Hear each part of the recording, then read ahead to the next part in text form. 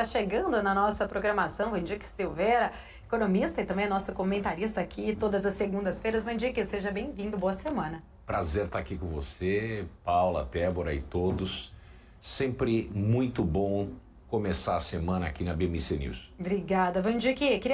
São vários pontos econômicos, inclusive, para a gente falar, até porque esta é uma semana importante, decisiva, sobre a discussão e votação do arcabouço fiscal. Queria entender com você, principalmente ali em alguns pontos, né? A gente sabe, o próprio relator, o Cláudio Cajado, disse que foram apresentadas mais de 40 possibilidades de emendas ali, muitas trazendo, inclusive, por parte de partidos da base, uma pressão para a retirada de alguns gastos, principalmente em relação, acho que ao Fundeb, acho que é o ponto principal deste teto. Mas eu queria entender a sua visão, se você acredita que a forte expansão dos gastos que a gente vem vendo, né, já está vendo acontecer. Alguns especialistas, eles dizem que esta nova expansão ela pode não conseguir ser contida somente pelo arcabouço fiscal, por conta também ali de um baixo crescimento, juro real ainda muito forte, inflação desancorada. Você acredita que isso pode ser um caminho que chega a uma dominância fiscal, que quando chega neste patamar, né, a política monetária acaba perdendo realmente ali a sua eficácia no combate da inflação? Ou seria um exagero pensar nessa possibilidade?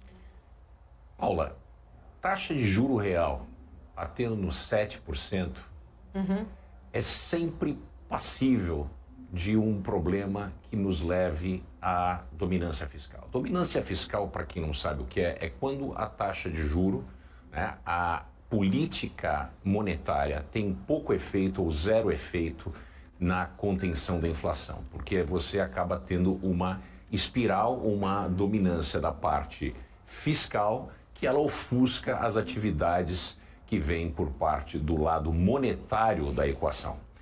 Com isso, eu vejo que existe uma expansão de todos os lados do ponto de vista fiscal, tanto com gastos, né, como tentativas de oferecer uma série de créditos através dos bancos públicos, principalmente BNDES, Caixa e Banco do Brasil, para que a gente acelere o consumo e o consumo de empresas e de famílias. Quer dizer, o lado da identidade macroeconômica, onde a gente tem o C, né, que é o consumo do PIB, é onde o governo está pisando fundo para tentar elevar o crescimento econômico. Só que a gente está deixando de lado, principalmente em função das taxas de juros elevadas e da questão de ausência de um arcabouço fiscal crível, investimentos que são parte cruciais para o crescimento do PIB, principalmente investimentos no setor produtivo.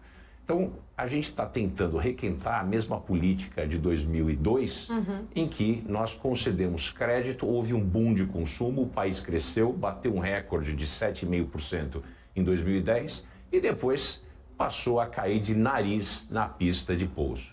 Nós estamos na mesma direção. Eu acho que ainda é cedo para falar em dominância fiscal, mas eu acho que não existe uma maneira da gente descartar o potencial disso, uma vez que o governo não está fazendo a sua parte. O governo critica muito o Banco Central e o Banco Central, como eu já disse aqui, ele parece aquele velejador quando o barco empina para um lado e ele tenta trazer o barco de novo para o outro lado para evitar que o barco vire e afunde. Essa é a posição que eu vejo o Banco Central hoje, né, o Campos Neto, tentando fazer com que o negócio venha e se mantenha sobre a água. No entanto, a política fiscal tem sido tão acelerada desde a PEC da transição que fica muito complicado a gente ver se o governo tem de fato um comprometimento, um compromisso com a estabilidade monetária do país, quer dizer, o controle da inflação.